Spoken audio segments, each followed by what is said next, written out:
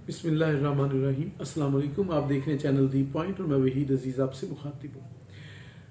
नाज़रीन, आप जानते हैं कि अभी एक स्कैंडल, वैसे तो हमारे मुल्क में एक स्कैंडल के बाद दूसरा स्कैंडल, दूसरे के बाद तीसरा स्कैंडल, हम स्कैंडल्स के इस तरह के आती हैं कि अगर एक दो महीने या एक दो हफ्ते बाद कोई बड़ा स्कैंडल ना मिले तो शायद यहाँ पे लोग भी उदास हो जाते हैं। एक और स्कैंडल अभी आया हाल ही में, हरीम शाह पैसों के साथ एक टिकटॉक बनाई गई और उसे फिर वायरल किया गया। वायरल करने के बाद जब एफआई ने एक्शन लिया, उसको हटा दिया गया और फिर इस पर यह कहा गया कि मजाकन सब कुछ किया गया।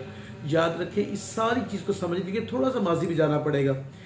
एक मॉडल थी अयान अली, उन पर जो केस था वो केस चला, फिर उसके बाद वो केस खत्म हुआ और कुछ दिन बाद लोग उस बात को भूल गए। और ये जो भूल जाने वाला मरज है ये बड़ा नुकसानदेह है। उसी के बाद फिर एक नया स्कैंडल जन्म लेता है और फिर हरीम शाह सामने आती है। हरीम शाह भी कुछ अर्से पहले एक सियासी जमात के कारकुन के साथ अटैच थी और यहाँ तक खबरें आई कि उन्होंने उनसे शादी कर ली और उस सियासी जमात जो है उसकी इस वक्त सूबा सिंध में हुकूमत है। और अब फिर वही कैफियत, वही किस्से शुरू हुए, वही हाल शुरू हुए कि जैसे अयान अली के बारे में कहा जाता था कि पैसा यहाँ से बाहर जाता है और मनी लॉन्ड्रिंग के लिए इस्तेमाल किया गया।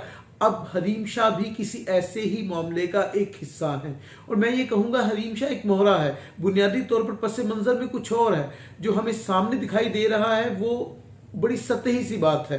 गहरी बात, हकीकी बात इसके पस मंजर में है। लेकिन हमारे यहाँ स्कैंडल्स पकड़े जाते हैं, स्कैंडल्स की वजाहतें होती हैं, खबरें बनती हैं और ब्रेकिंग न्यूज़ चलती है तमाम चैनल्स पर। दुख की बात यह कभी किसी शख्स को पकड़कर सजा नहीं दी गई इस बुनियाद पर कि वो उसने ये जुर्म किया है। वो सिर्फ इसलिए बच जाता है कि उसका कोई सियासी रसूख होता है या कोई इंतजामी तौर पर ऐसे मामलात होते हैं कि वो किसी ना किसी तरह बच निकलता है। क्या हरीम शाह के जो स्कैंडल जो एफआई ने एक्शन लिया है ये भी उसी रद्दी की टोकरी में डाल दिया जाएगा? अगर ऐसा हुआ तो फिर हम यकीनन आने वाले वक्त में किसी और स्कैंडल के मुंतजिर रहे। आने वाले वक्त में फिर हम ये सोचें कि शायद कोई और ऐसा स्कैंडल सामने आ जाए तो यकीनन ये बड़ी दुख की कैफियत होगी। मुल्क जिन हालात से गुजर रहा है, बार बार कहा जा रहा है कि हम करप्शन के खिलाफ लड़ रहे हैं, करप्शन को खत्म करना चाहते हैं और करप्शन उस वक्त तक खत्म नहीं हो सकती जब तक मनी लॉन्ड्रिंग नहीं रुकेगी।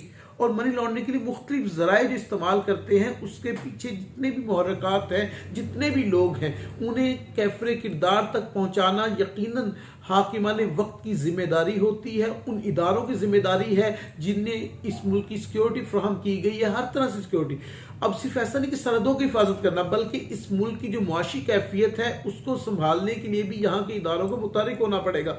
और ये कोई बड़ी बात नहीं कि अपने स्कैंडल उछाला, फिर वो मीडिया पर आया, मीडिया की जीनत बन गया, बहुत से तबसरे हुए, बहुत से तस्करे हुए, बहुत सी बातें हुई। इससे निकलना पड़ेगा हमें हकायक पर इस तरह आना पड़ेगा कि अब उन लोगों को सजा देना होगी जो इस करप्शन की बुनियाद भी हैं और जो मनी लॉन्ड्रिंग में अपना किरदार अदा कर रहे हैं। वो कितनी बड़ी सियासी पार्टी क्यों ना हो, कितना ही बड़ा सियासी लीडर क्यों ना हो, वो किस तरह लीडर हो सकता है जो मनी लॉन्ड्रिंग में इन्वॉल्व हो? वो किस तरह इस मुल्क का खैर ख्वाह हो सकता है जो यहाँ का पैसा बाहर ले जाए, जो आप कह लें कि काला धन जमा करे, यहाँ की अवाम के जो हकूक पर डाका डाले, यहाँ महंगाई से अवाम तड़प रहे हो, मर रहे हो और वो ऐशो इशरत में हो। ये कैसा इंसाफ है? ये इसको कैसे कह सकते हैं कि हम जस्टिस कर रहे हैं, इंसाफ हो रहा है और मुल्क सही समत में जा रहा है? मुल्क उस वक्त सही समत में जाएगा जब सिर्फ स्कैंडल्स आएंगे नहीं, बल्कि स्कैंडल्स का इस तरह सद्देबाब हो जाए कि लोगों को सजाएं दी जाए। जब उन्हें सजाएं दी जाए, निशान इबरत बनाया जाए, तो फिर बिलाशुबा ये स्कैंडल जो है खत्म किए जा सकते हैं। फिर हम कह सकते हैं कि हमारा मुल्क सही समत में जा रहा है, हम फलाही रियासत बनने की तरफ कदम उठा रहे हैं।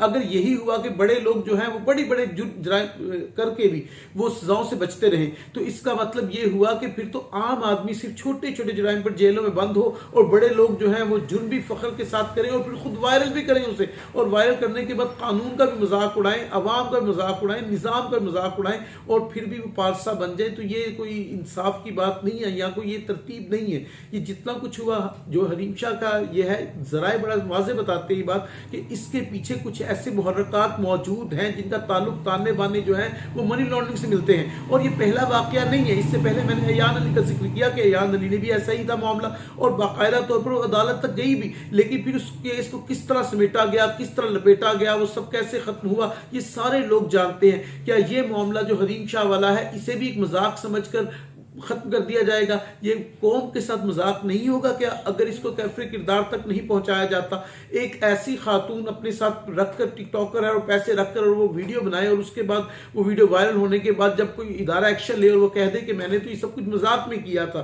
تو کیا اتنی بات کہہ دینا کافی ہوگی؟ کیا یہ ملک کے ساتھ انصاف ان اداروں کا جن کی ذمہ داری ہے یہاں منی لانڈرنگ روکنا، جن کی ذمہ داری ہے یہاں پر ناجائز طریقے سے کمائی کی دولت کو باہر بھجوانے سے روکنا، یہاں کے عوام کے حقوق کو جو غصب کرتے ہیں ان کو پکڑنا جن کی ذمہ داری ہے، کیا وہ اس پر خاموش رہیں گے اور اس بیان پر پہلے کی طرح دوبارہ سے سارا معاملہ لپیٹ کر ختم کر دیں گے اور پھر کسی نئے اسکینڈل کا انتظار کریں گے؟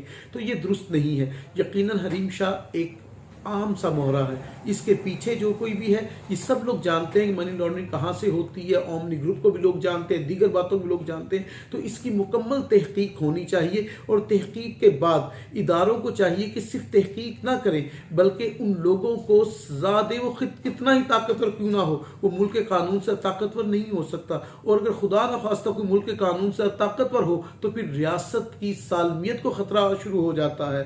تو یقیناً ان لوگوں کو سزا دینی چاہیے جو لوگ اس میں کسی نہ کس طرح ملوث ہیں، اور حریم شاہ کے خلاف ایکشن ہونا چاہیے کہ اس نے ویڈیو وائرل کرنے کے بعد پھر اسے مذاق کیسے قرار دے دیا۔ ویڈیو اچھی لگی ہو تو چینل سبسکرائب کیجئے گا، اپنا خیال رکھیے گا، فی امان اللہ۔